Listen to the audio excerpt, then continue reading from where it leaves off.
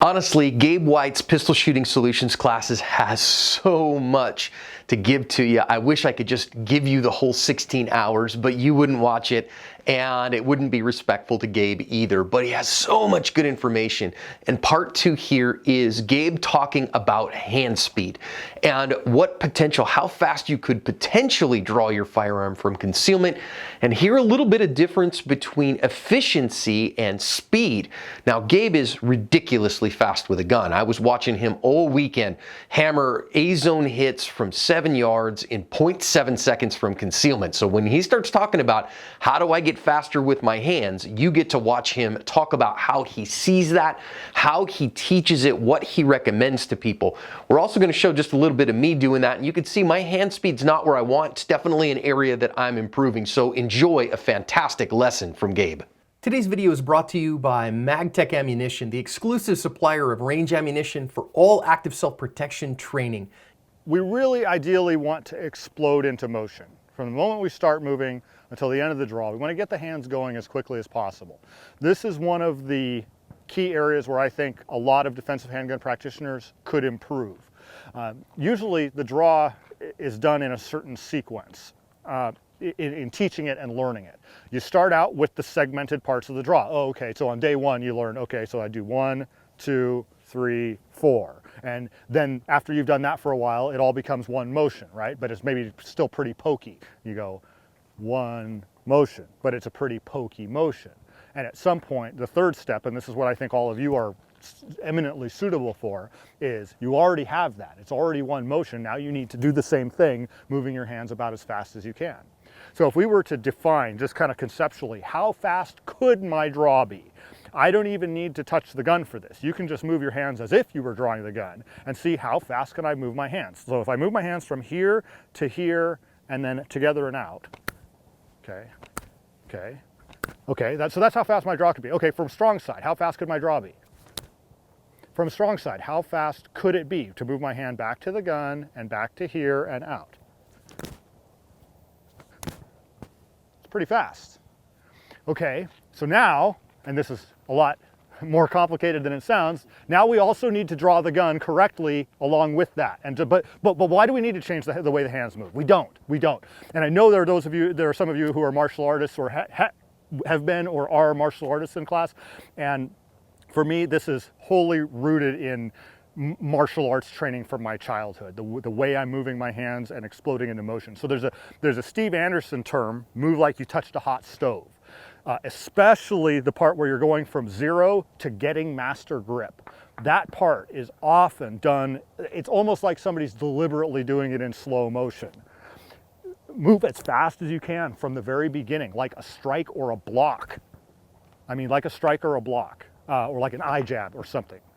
I don't want to go down a huge bunny trail of other draws versus the press out. So the press out, just to make it super succinct, the press out is the idea of drawing the gun into the eye target line early, whether you use a tilted muzzle or not tilted muzzle, getting the gun into the eye target line early and aiming the gun as you're extending it, bang, and working the trigger at the same time. That's kind of a concept along those lines to try in an attempt to make it more efficient. The problem I end up having with that technique is some degree of, I can't avoid muzzle tilting that I don't want to have, but also I can't actually really see the sights until the gun decelerates. That's what I'm really getting at to answer your question. Until the gun is slowing down, I can't really see the sights well. And so for me, whether I extend the gun up here or I extend the gun here, I still can't really see it until about the last 2 inches of motion. So to answer your question really directly, it's about right here to right here is when I'm actively seeing the sights, aiming the gun, and triggering the gun along with it. Right about from here to here, it's really just in the last couple of inches of extension for me. You can aim it earlier and pick up the sights earlier, but I think for most people it requires artificially slowing the extension. So as I'm watching you do a couple reps of the fig leaf start, it occurs to me I would want to figure out how to organize your hands so that your strong hand getting the grip is not being delayed by how it is stacked with the support hand. Okay. See what I'm saying? So like if you go back to that position. So from here, so where I've been working is, because I want my hands moving at the same time, I have to clear before I get. So I actually kind of liked a little bit of, just a tiny bit of delay, but not a lot. You're exactly right.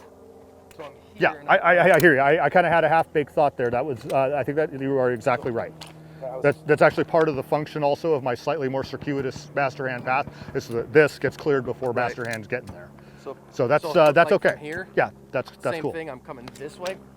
That's nice. That's looking nice. Go ahead and continue. You're looking good. Thank you, sir. You may be able to extend the hands faster. The part from here to here, you may be able to make that happen a little faster, more like the snake striking, as opposed to extending. All right, let me try it. And then the challenge will be smooth stop at the end. So switch to the red gun so I can freely face this way now.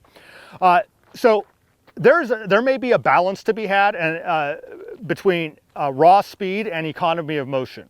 From the purely from the standpoint of economy of motion, the way I should move my hand, my master hand to get master grip would be this, right? This would be the most efficient way I could move it, just minimally outside the belt and onto the grip, this, right? That would be the most efficient. However, remember what I said about trigger, work of the trigger and trigger freeze and minimum reset distance? So if I make that my master hand path, now let me do it at speed. Yep, I got the error on the first try. This is what very commonly happens to me if I try to do that minimum economy of motion thing in combination with moving as aggressively as I can. I need some margin of error in there. Here's how I actually move my hand. That's actually like way far out. Let me pause like at count 0.5. Wow, look how far out from the grip my hand is.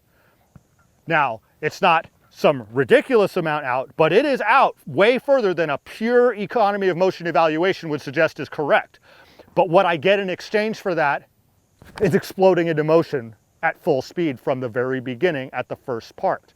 So the reason this jogged my memory is I saw Logan's working on moving from this to coming from the outside, and part of the reason that I do things the way that I do them, part of the reason I do come from the outside is to get that extra margin of error built in so that when I get tense, because I get tense, I get stressed, it short strokes the motion, I'm still getting the grip. And the whole draw for me is built around doing it at full speed as opposed to building the structure in slow motion and then trying to do it in full speed, which typically it changes the way it's done. The physical motion, if we put it on high speed video, I might say, this is my draw, and I think it is, but then when I actually do it, it's something else, right? So to come from the outside, don't be married. This was the reason I broke everybody up so I could say this to everyone.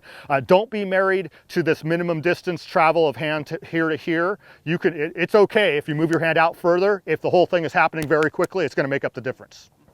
And build some margin of error in there too. Okay, really saw the sights hard on that one. My mind was right there. That felt pretty good. Probably would have been a turbo run if it were for score. Too bad it wasn't for score, but it wasn't. Okay, one more, trying to own it. Stand by.